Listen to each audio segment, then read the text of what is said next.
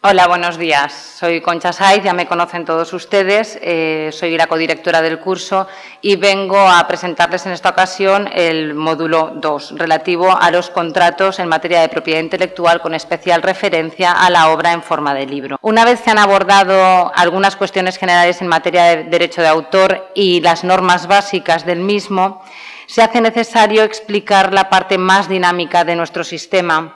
Es el derecho contractual de autor, es decir, las normas que van a regir la transmisión de derechos en los contratos que ustedes celebren. Nuestra ley de propiedad intelectual ofrece dos tipos de reglas y lo hace en dos partes diferentes. Por un lado, las normas generales de los contratos de derecho de autor y, por otro, ofrece unas reglas especiales para algunos contratos, entre los que precisamente se encuentra el contrato de edición.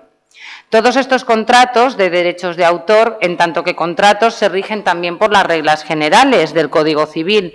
Lo que ocurre es que estas reglas generales no van a resultar aplicables salvo que no exista en el contrato de edición, en nuestro caso, o en la parte general de derecho contractual de autor, una regla específica que nos pueda resolver el problema. Por lo tanto, rigen con carácter supletorio.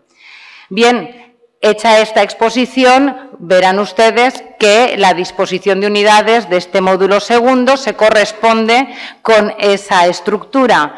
En primer lugar, una primera unidad de la mano del profesor Jesús Olavarría, en la que ustedes verán todas las normas generales del derecho contractual de autor, que, bueno, pues para destacarles cuáles constituyen derecho imperativo y que no pueden desplazar ustedes mediante pactos en contratos, y otras que tienen carácter dispositivo y que vendrán a suplementar el contrato si ustedes no disponen nada en contra.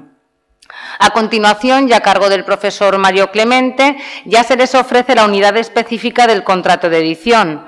En ella van a destacarse cuáles son las normas con carácter imperativo y aquellas otras que con carácter dispositivo nuevamente integrarán los contratos de edición, salvo que haya un pacto expreso de las partes.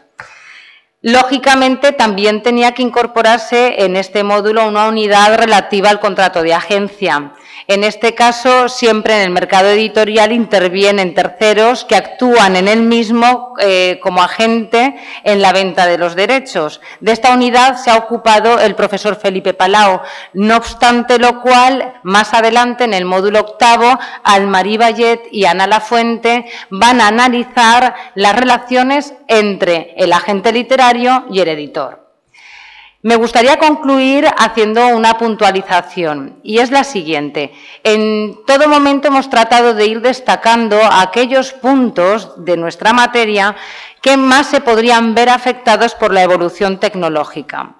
Actualmente no existe previsión de ninguna normativa o de ningún cambio de la normativa en esta materia y, por tanto, la práctica contractual es la que está produciendo el ajuste entre la realidad y la normativa.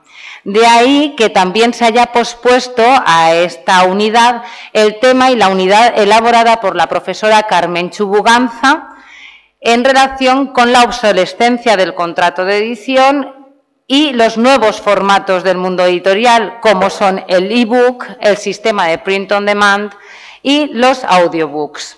Muchas gracias.